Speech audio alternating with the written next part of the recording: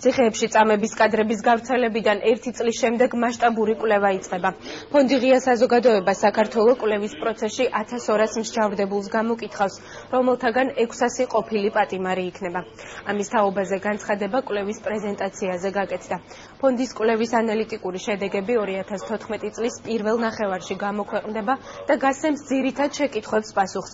რა ფაქტორები განაპირობებდა წამებას, რა მიზანი ჰქონდა მის ფოტო-ვიდეო დოკუმენტირებას, რა ფიზიკური და ფსიქოლოგიური მეთოდები იყო ყველაზე ხშირად გამოყენებული. ხდებოდა ეს ციხის ადმინისტრაციის კონკრეტული ჯგუფის ფარგლებში, თუ ეს იყო ოფიციალური სახელმწიფო პოლიტიკა.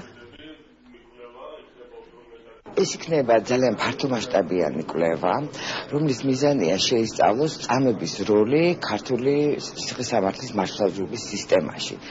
რატომ შეიქმნა საერთოდ ეს პრაქტიკა წამებისა, რა იყო მისი მიზანი, რა ეტაპებზე ხდებოდა ის, რა დონის სახელმწიფო მოხელეები იყვნენ ჩართული, მაგრამ ეს არ არის მხოლოდ ჩვენი მიზანი. ჩვენ გვინდა რომ შემუშავდეს ისეთი რეკომენდაციები, რომლის საფუძველზეც მომავალში ამდაგარი პრაქტიკა საერთოდ აღმოიფხვრება. შეუძლებელი გახდება სასჯელ ახსნების დაწესებულებებში წამების ნებისმიერი ფაქტიც. ძალიან მოხარული ვარ, რომ საშუალება მომეცა შეხვედრაზე დასწრების კონფერენცია უაღრესად აქტუალურ საკითხებს ეძღვნება და ისეთი სამწუხარო საკითხებზეა ყურადღება გამახვილებული, რომელსაც ადგილი ჰქონდა ციხეებში. ყველამ ვიცით ამ კადრების შესახებ, რამდენად არაადამიანურ მოპყრობას ჰქონდა ადგილი. ამიტომ ჩვენი ძირითადი მიზანია, რომ ეს აღარ განმეორდეს და მსგავსი რამ აღარასოდეს მოხდეს. ნებისმიერი ადამიანი, რომელიც აპყრობილეში მოხვდება, არ აქვს მნიშვნელობა, რა დანაშაული აქვს მას ჩადენილი ადამიანურად უნდა ეპყრობოდნენ.